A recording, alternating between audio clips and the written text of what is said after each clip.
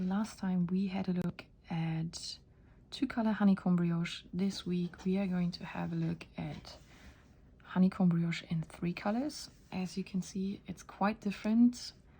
What you're going to need is obviously 3 different colors of yarn, your working needles. If you're working along on your swatch and you want to bind off, you need another set of needles in a significantly larger needle size.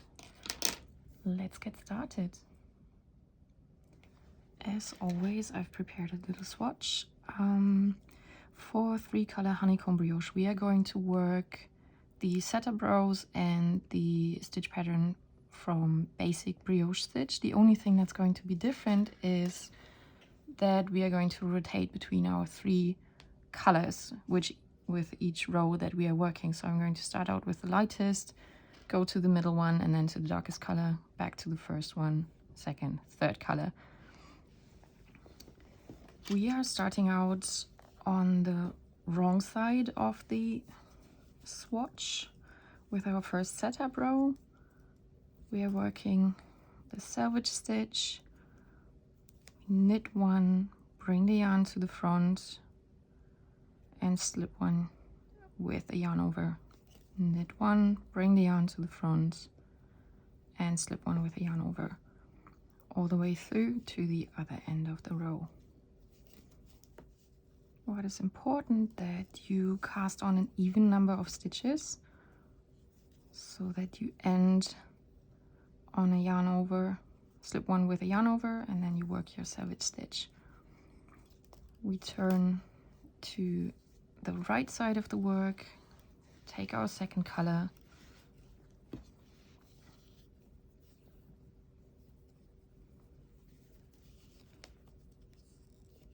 we work our selvage stitch, and then with the yarn in the back we go behind the yarn over of our first stitch, knit the stitch, slip the yarn over purlwise, all with the yarn in the back, and knit the second stitch. So basically this is where our repeat starts. We knit 2, slip the yarn over purlwise, knit 2, slip the yarn over purlwise. We don't twist it, we don't do anything with it, we just bring it from the left to the right needle.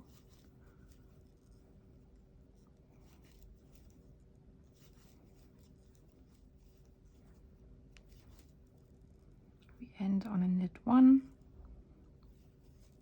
and then we work our selvage stitch. This is what it looks like after the setup row. We are turning back to the wrong side. We are picking up our third color for the first row of our pattern. We work the selvage stitch, then bring the yarn to the front, slip 1 yarn over.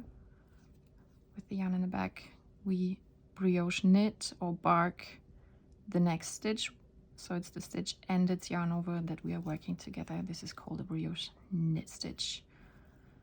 Slip 1 yarn over, brioche knit, bring the yarn to the front, slip 1 yarn over, brioche knit, all the way through.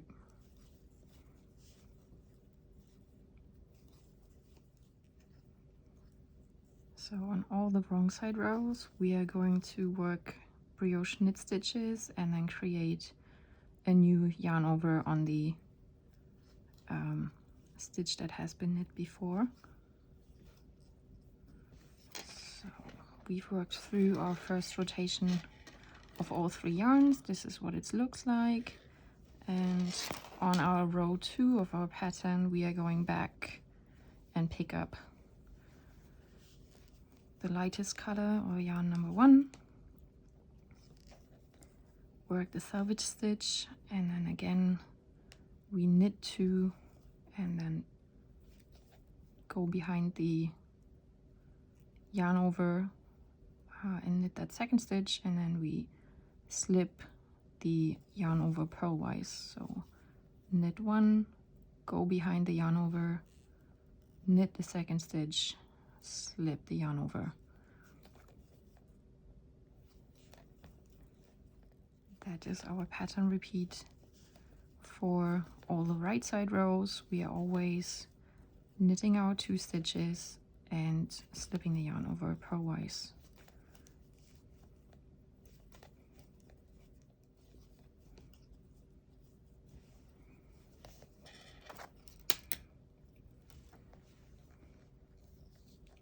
We are picking back up our second color for the third row. Overall, we have a 4-row repeat, so we are almost through.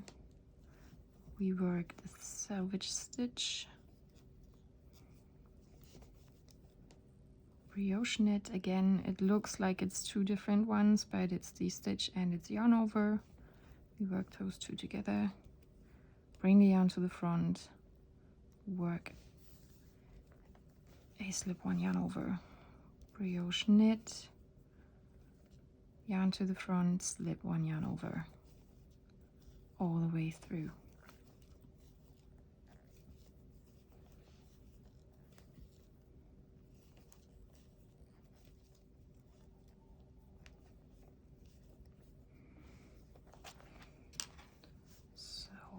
This is what it looks like after row 3.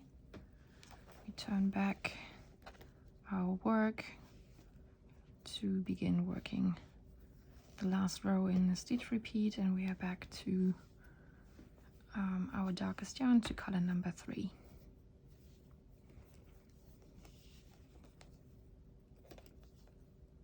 We work our selvage stitch, we go behind the yarn over, knit 1, and now we begin our repeat, slip the yarn over purlwise, knit 2, slip the yarn over purlwise, knit 2.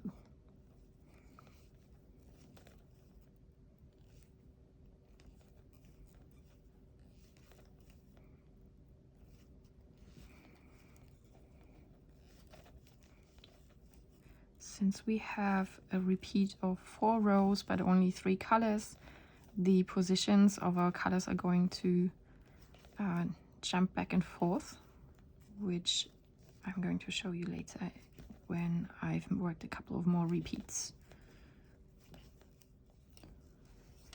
So we are done with our first repeat. This is what it looks like. I'm going to continue working a couple of more repeats, and I'm going to get back to you to show you what it looks like as a whole pattern. And I'm back with my finished swatch. This is what it looks like on the right side and on the wrong side. As I've mentioned before, our colors are jumping around a little bit, but basically every couple of repeats they're getting back into their original position. If you put your work down and you've lost track of your colors, always check, as with other brioche stitches, your yarn over. That's going to tell you which color has been worked last, or check which stitch it's been attached to. The next color you can always keep track of because it's handily attached on the other side. Once we've worked this row through, this is our next color and it's on the other side. We pick it back up before we turn. We are always working on the right side, our stitch repeat. We are knitting our 2 stitches and then we slip our yarn over purlwise with the yarn in the back. And on the wrong side, we are always slipping 1 stitch with the yarn over and then brioche knit. That is the pattern repeat that you can easily remember. I finished on the wrong side because I quickly wanted to show you how to bind off, and that is what you're going to do on the right side of the work. In order to bind off brioche, I've mentioned that in my other tutorial on casting on and binding off. It's better to switch to a significantly larger needle size. to get the stitches loose enough and not pinch in your work as you're binding off. So we are working our selvage stitch, and then instead of working our yarn over and the stitch separately, we are working them as a brioche knit. Pass the stitch over, knit our next stitch, pass the stitch over, brioche knit, pass the stitch over, knit one, pass the stitch over, until we've bound off all our stitches.